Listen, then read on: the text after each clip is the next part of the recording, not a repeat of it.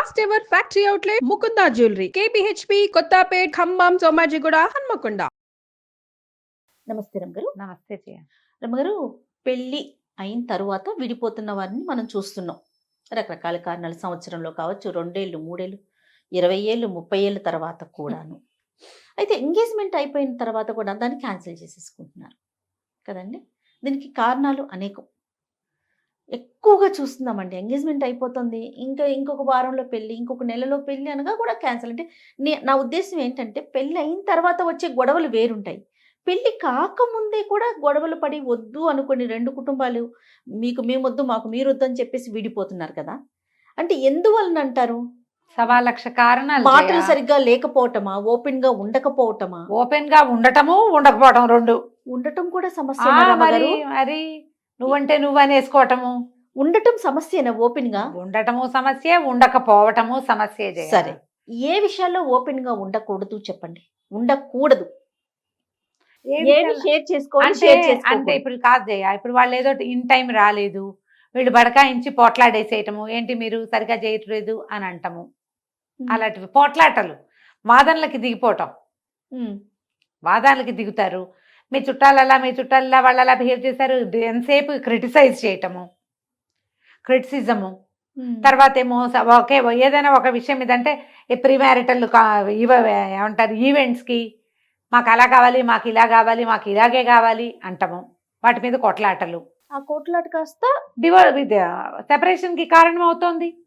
ఇద్దరు కలిసి షాపింగ్లు చేస్తారు, బట్టల దగ్గర పొట్లాడుకుంటారు, ఈ మండపాల దగ్గర పొట్లాడుకుంటారు. వాళ్ళు ఎక్కువ ఖర్చు పెట్టించాలని చూస్తున్నారని అనిపిస్తుంది.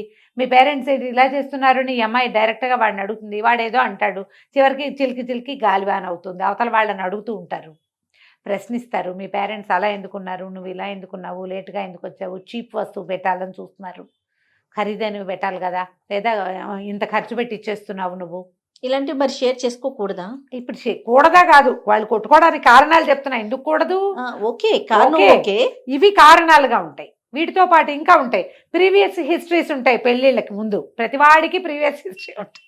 ఓకే, అమ్మాయికి అబ్బాయికి ప్రీవియస్ హిస్టరీస్ ముందు షేర్ చేసుకోవాలి. ఏది మీరు సంబంధం మాట్లాడుకునేటప్పుడే, ఇంతకు ముందే లవ్ అఫైర్లు ఉన్నాయా మాట్లాడేటప్పుడు, ఇంతకు ముందే సంబంధాలు ఏమైనా కుదుర్చుకుని వదిలేసుకున్నారా, పెళ్లి కుదిరి మానేశారా, అలాంటివి ఏమైనా ఉంటే ముందే చెప్పాలి. చెప్పలేదు ఏంటంటే పెళ్లి సంబంధం మాట్లాడుకొని క్యాన్సిల్ అయింది కూడా చెప్పుకోవాలంటే చెప్పాలి. చెప్పకపోతే ఇప్పుడు పెళ్లి మళ్ళీ మన ఎంగేజ్మెంట్ అయ్యింది, ఇంకో 10 రోజుల్లో పెళ్ళి ఉంది, వీడికి ఇంతకు ముందు ఎంగేజ్మెంట్ అయ్యి మానేసిన సంగతి మాకెందుకు చెప్పలేదు, ఎందుకు దాచావు అంటే నీ దగ్గర ఏదో తప్పు ఉందని అనరా అంటారు కదా. దాని మీద కొట్లాట. అక్కడి నుంచి అదేదో వెడ్డింగ్ షూట్లకి వాటికి వీటికి వెళ్తారు. అక్కడ ఏదో ఫిజికల్ అబ్యూజింగ్కి దిగచ్చు అబ్బాయిలు, కొండొచ్చు అమ్మాయిలు కూడా. రెండో వాళ్ళు దానికి ఒప్పుకుపోవచ్చు, వీడు బ్యాడ్ బిహేవియర్, నేను వీడితో ఉండను, అది కూడా ఒక కారణం అవుతుంది.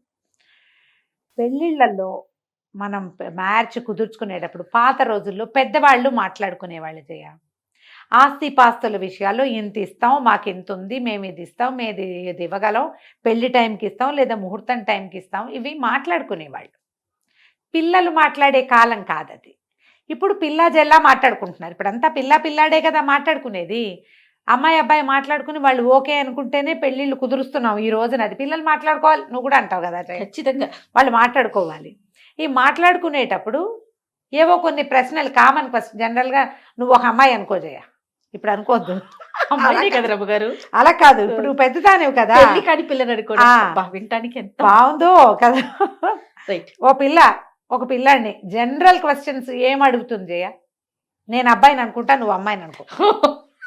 నాకు కొన్ని ప్రశ్నలు ఉంటాయి, అబ్బాయికి ఖచ్చితంగా ఉంటాయి, కొన్ని ప్రశ్నలు ఉంటాయి, అమ్మాయికి కొన్ని క్వశ్చన్స్. అడుగుతున్నారో తెలుసా రమ్ గారు, నీ జీతం ఎంత, నువ్వు ఎవరెవరిని చూసుకోవాలి, నీ బాధ్యత ఏంటి, పిల్లల్ని ఎప్పుడు తీసుకురావాలి ఈ ప్రపంచంలోకి, వాళ్ళ బాధ్యత ఏంటి, నేను ఉద్యోగం చేస్తానో చెయ్యను, చేస్తే నా డబ్బులు నేను ఎక్కడ దాచుకుంటాను, నేను ఇస్తానా ఇవ్వనా, నీ కుటుంబానికి ఇస్తానా, లేకపోతే నన్ను ఇంత దాన్ని చేసి చదివించి ఏదో చేసిన నా తల్లిదండ్రులకి నేను కొంత ఇవ్వాలనుకుంటున్నాను, నా బాధ్యత ఇది, నీ బాధ్యత ఏంటి, కమిట్మెంట్స్ ఏంటి, ఆస్తిపాస్తులు ఎక్కడున్నాయి, నువ్వు ఇంతవరకు సంపాదించి. ఇప్పుడు అబ్బాయి ఏమడు, నువ్వు అవి అడుగుతావు, నేనేం అడుగుతా, ఇంతవరకు 5 years నుంచి జాబ్ చేస్తావు, నీ డబ్బులు నువ్వు సేవ్ చేసావా, మీ పేరెంట్స్ని నువ్వే చూసుకోవాలి, నీకేమైనా కమిట్మెంట్స్ ఉన్నాయా కదా.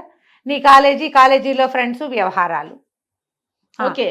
వ్యవహారాలు. తూచడం గారు ఇందాక నేను అడగలేదు, నేను అది కూడా అడుగుతా. నువ్వు అది కూడా అడుగుతావు.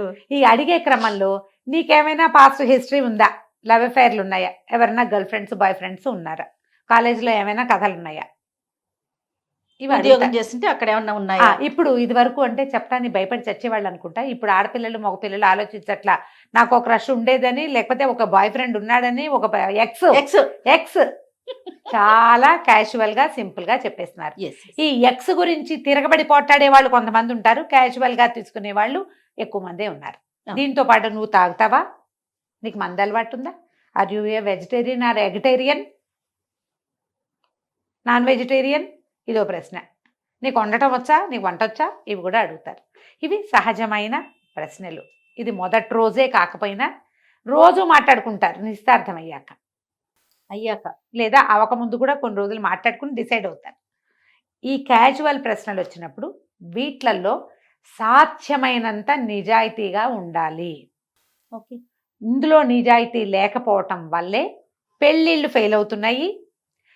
ఒకటి, ఇందులో నిజాయితీ లేకపోవటం వల్ల నిశ్చితార్థం తర్వాత ఇది అబద్ధం అని తెలిస్తే నిశ్చితార్థాలు క్యాన్సిల్ అయిపోతున్నాయి. కొంతమంది పెళ్లి దాకా వచ్చాం కదా అని ముందుకెళ్తారమ్మా, ఇంతవరకు వచ్చాము, అందరికీ చెప్పుకున్నాము, పరువు పోతుంది, ఇంత డబ్బు ఖర్చు పెట్టాము, ముందుకెళ్తారు. వీడు నిలబెట్టుకుంటాడా నిలబెట్టుకోడా అనే బితుకు లోపల ఉండిపోతుంది కదా అజయ్య. ఇది కూడా అమ్మాయి కామన్ అయిపోతుంది. ఇంకా హెల్దీ రిలేషన్ నడవాలంటే నువ్వు ఎంత జాగ్రత్తగా ఉండాలి. ఈ జాగ్రత్త ఏదో ముందే ఏడవచ్చుగా, ముందే ఉండొచ్చు కదమ్మా. అంతేగా. ప్రధానంగా ప్రీ మ్యారిటల్ కౌన్సిలింగ్స్లో మనం మొదట చెప్పాల్సిన పాయింట్లు ఏంటంటే, పిల్లలకి సాధ్యమైనంత నిజాయితీగా ఉండండి. మీకు 1, 2, 3, 4, 6 ఎఫ్ఐఆర్లు ఉండొచ్చు, ఉన్నాయి, ఉండేవి, ఇప్పుడు లేవు, లేదా ఫర్దర్గా చేయను అని చెప్పండి ముందే. దానికి ఇష్టమైతేనే ముందుకెళ్తారు, లేదా అక్కడి నుంచి క్లోజ్. జనరల్గా ఆడపిల్లలు ఊరుకోరు ఇలాంటివి ఏమైనా అంటే. ఏ ఎక్స్ తోటి ఎందుకు వదిలేసావో చెప్పమని కూడా అడుగుతారు. అవన్నీ ఎవడ చెప్తాడని, నీకు ఇష్టం లేకపోతే రేపొద్దున ఈ 6 ఎక్సుల్లో 2 ఎక్సులైనా నీ నెత్తి మీదకి వచ్చేస్తాయి. నువ్వు పెళ్ళయ్యాక ఆన్సర్ చేయాలంటే ఏమవుతుంది, మొత్తం ఫ్యామిలీ కుదేలైపోతుంది. నిశ్చితార్థం అయ్యాక నిశ్చితార్థం క్యాన్సిల్ అయిపోతుంది కదా. మనం ప్రీ మ్యారిటల్ కౌన్సిలింగ్లో మనం చెప్పాల్సిన పెద్ద పెద్ద పాయింట్లో పేరెంట్స్ చెప్పాలి. ఒరే, అమ్మాయితో మాట్లాడేటప్పుడు నిజాయితీగా ఏడుగు. అమ్మాయి ఏదైనా అడిగినప్పుడు, అమ్మాయి నువ్వు కూడా అంతే, దానికి కూడా ఏదో ఉంది ప్రీవియస్ హిస్టరీ, పాపకి ఉంది, ఇంటర్ క్యాస్ట్ అని పేరెంట్స్ వద్దన్నారో, లేకపోతే ఇంటర్ రిలీజియన్ అని వద్దన్నారో, అది కూడా కాకుండా ఏదో దాన్ని ఏమంటారు, మన ఆస్తిపాస్తుల్లో తేడాలని వద్దన్నారో, అవతల వాడే ఏదో సజావైన వాడు కాదు, ఏదో ఒక కారణం ఉంటుంది మానేయటానికి. అవును కదా. అదేదో సరదాగా మొదలుపెట్టాం, అంత సీరియస్నెస్ భరించలేక మానేసుకునే వాళ్ళు కూడా కొంతమంది ఉంటారు. ఊరికే క్యాజువల్గా మాట్లాడడం, ముందుకెళ్లే ఉద్దేశం లేదు, అది కూడా ఉంటుంది. బ్రీఫ్గా 4 వాక్యాల్లో చెప్పేయండి. చెప్పచ్చా అంటే నేనైతే చెప్పచ్చు అని ఖచ్చితంగా చెప్తా జయ.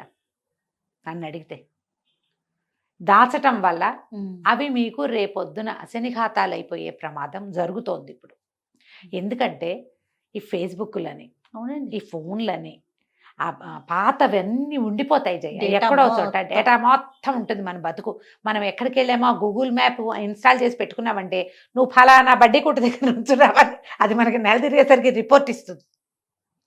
నువ్వు ఎక్కడికి వెళ్ళావు, ఎక్కడి నుంచున్నావు, ఎవరితో, ఎన్ని గంటలు, ఎన్ని నిమిషాలు, ఎలా మాట్లాడావు, అదంతా డేటాలో ఉంటుంది. ఈ డేటాను తెలుసుకునే తెలివితేటలు అందరికీ ఉన్నాయి ఇప్పుడు. అంతేగా. నువ్వు దాస్తే ఏమైపోతుంది, నువ్వు దాచావన్న మాట ఒకటి నీ నెత్తి మీద ఉంటుంది కదా. పైగా డేటా అంతా డిలీట్ చేసేస్తావు నువ్వు, అవతల వాళ్ళు చేయొద్దు, వాళ్ళు కూడా చేసేసిన గూగుల్ ఒకటి ఉంది కదా మన ప్రాణానికి, అది కూడా ఉంచుకుంటుంది. చుట్టాల్లో పక్కల నేను ఒక చిన్న ఇన్సిడెంట్ చెప్తా. ఎవరితో పెళ్ళయింది, ఒక భార్య భర్త, వీళ్ళు మారిషస్ వెళ్ళారు. అక్కడ అతని పాత క్లాస్మేట్ ఒక అమ్మాయి కనపడింది. అది కూడా మొగుడు, 2 పిల్లలతో వచ్చింది. ఆ పాప కూడా కాసేపు ఇది అబ్బాయి ఈ అమ్మాయి క్లాస్మేట్లు ఇద్దరు మాట్లాడుకున్నారు. అప్పుడు పెళ్లి కూతురు లోపల నుంచి బయటకు వచ్చింది.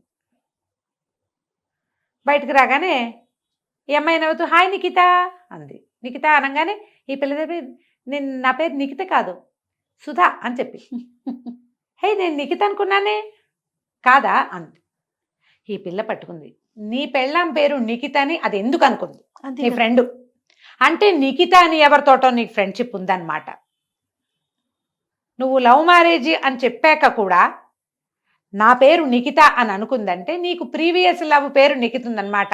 ఆ మాటలు డైరెక్ట్గా అడగకుండా ఆ నిఖిత పదాన్ని పట్టుకుని ఆ అమ్మాయి మొత్తం వీడి అన్ని పుట్టుపూర్వోత్తరాలన్నీ తిరగేసి వీడు నిఖితతోటి 5-6 ఏళ్ళు ఫ్రెండ్షిప్లో ఉన్నాడని వాళ్ళ అబ్బాయి క్లాస్మేట్స్ అందరికీ నిఖితాయే తెలుసని తెలుసుకుంది. నిఖిత వెళ్ళిపోయిన తర్వాత ఈ సుధా ఇన్నయింది. వీళ్ళు ఉద్యోగాల్లో కలిసి ఉన్నారు. జాబు ఒక 5-6 ఏళ్ళు అయింది. చదువుకి ఉద్యోగానికి 6-7 సంవత్సరాల గ్యాప్ ఉండదు. నిఖిత అంత బాగా క్లాస్మేట్కి గుర్తుందంటే నువ్వు నిఖితతో ఎంత క్లోజో నువ్వు నాకెందుకు చెప్పలేదు. ఒకవేళ నీవు ముందే కనుక చెప్పుంటే నేను నిఖితాను కదని నవ్వుతూ చెప్పేదాన్ని. ఈ నిఖిత నాకు గుచ్చుకోవడానికి కారణం నువ్వు నాకు చెప్పకపోవటమే. అసలు నీకు నేను అడిగా కదా నీకేమైనా ఫస్ట్ లవ్లు సెకండ్ లవ్లు ఉన్నాయా అని అడిగితే నువ్వు నాకు ఎందుకు చెప్పలే. 1 year సెపరేట్గా ఉన్నారు వాళ్ళిద్దరు భార్యాభర్త. బాబా ఇదొక కేసు. అవునండి, పేర్లు మార్చగానే అదేలేండి ఇది జరిగింది. సంవత్సరం సెపరేట్గా ఉండి ఏడాది పాటు వాళ్ళ పేరెంట్స్ ఆ అబ్బాయి బతిలాడుకుని చచ్చాక అమ్మాయిలా ఆన్సైట్ వెళ్ళిపోయింది అమ్మాయి. ఇంకా ఇదంతా ఉండలా. మారిషస్లోనే అమ్మాయి తెలిసేసుకుంది మొత్తం వీడి హిస్టరీ. ఓకే, ఫోటోలతో సహా పట్టుకుంది. నువ్వు దాస్తే దాగదే ఎక్కడ సమస్య లేదు కదా, దాచొద్దు. మీకు పెద్ద పెద్ద హిస్టరీలు ఉన్నా చెప్పేసి బ్రీఫ్ హిస్టరీగా చెప్పు.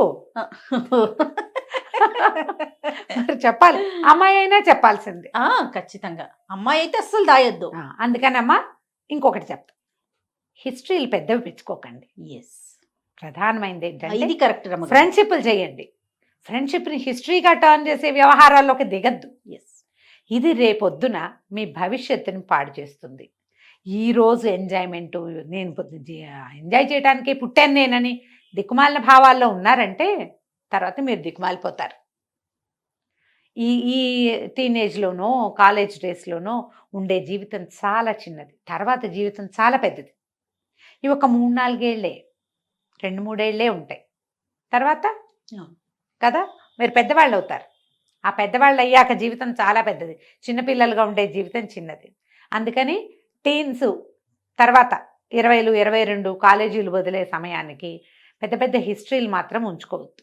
ఒకవేళ హిస్టరీ కనుక ఉంటే, మన కథ ఉంటే, స్టోరీ ఉంటే స్టోరీని చక్కగా లివ్ ఎవర్ ఆఫ్టర్లీ అని చెప్పుకుంటా కదా, ఏంటి లివ్డ్ హ్యాపీలీ ఎవర్ ఆఫ్టర్, అలా తీసుకెళ్ళండి దాని ముందుకి. ఈ తీసుకెళ్ళలేని చిన్న చిన్న కాలం దాటని కబుర్లని స్మాల్ కాలమ్స్గానే చేసుకోండి, బిగ్ స్టోరీస్గా చేయొద్దు.